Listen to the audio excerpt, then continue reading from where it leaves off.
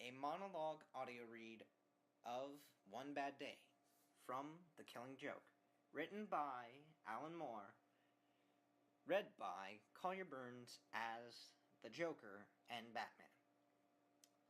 So, I see you received the free ticket I sent you. I'm glad. I did so want you to be here. You see, it doesn't matter if you catch me and send me back to the asylum. Gordon's been driven mad. I've proven my point. I've demonstrated that even the sanest man can be driven to lunacy. All it takes is one bad day. That's how far the world is from where I am, just one bad day. You had a bad day once, am I right? I know I am. You had a bad day and everything changed. Why else would you go dressed up like a flying rat? You had a bad day and it drove you as crazy as everybody else. Only you won't admit it. You have to keep pretending that life makes sense, that there's some point to all this struggling. God, you make me wanna puke. I mean, what is it with you? What made you what you are? Girlfriend killed by the mob? Maybe. Brother carved up by some mugger?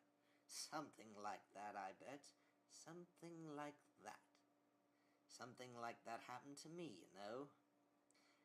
I'm not exactly sure what it was. Sometimes I remember it one way, sometimes another. If I'm going to have a past, I prefer it to be multiple choice.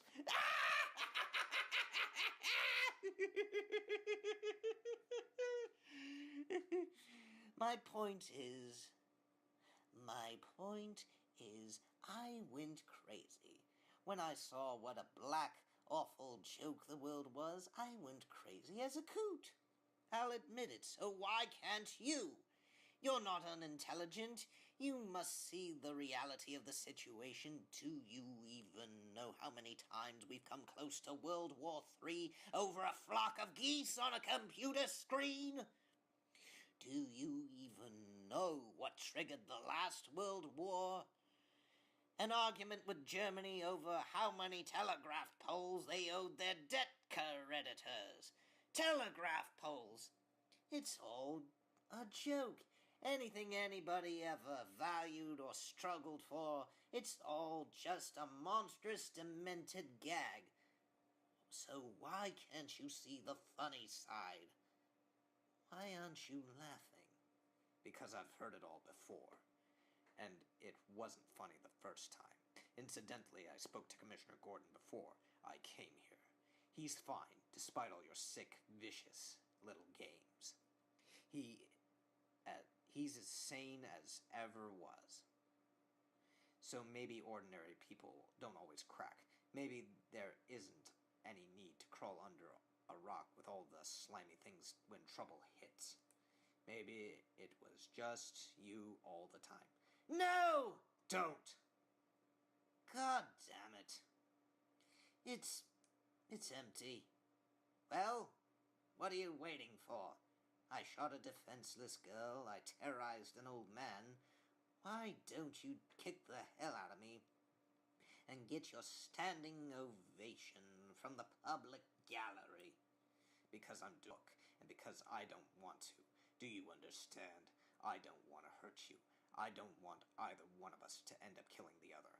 But we're both running out of alternatives, and we both know it. Maybe it all hinges on tonight. Maybe this is our last chance to sort this bloody mess out. If you don't take it, then we're locked on a suicide course, both of us, to the death. It doesn't have to end up like that. I don't want what it was that bent you out of shape. But who knows? Maybe I've been there, too. Maybe I can help you. We could work together. I could rehabilitate you. You needn't be out there on the edge. You needn't be alone. We don't have to kill each other. What do you say? No. I'm sorry, but no.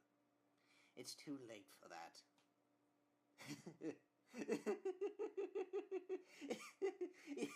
you know, do excuse me, this situation reminds me of a joke. You see, there were these two guys living in a lunatic asylum, and one night they decide they don't like living there anymore. So they decide to escape. So they get onto the roof, and just across the narrow gap they see rooftops stretching out of freedom and into the moonlight. Now, the first guy, he jumps across with no problem. His friend dared not make the leap. Yes, he had a fear of falling. So the first guy said, Hey, I have an idea. I've got this flashlight. I'll shine it across the gap between the buildings, and you can walk along the beam and join me. But the second guy just shakes his head and says, What am I, crazy? You'd turn off the light when I was halfway across.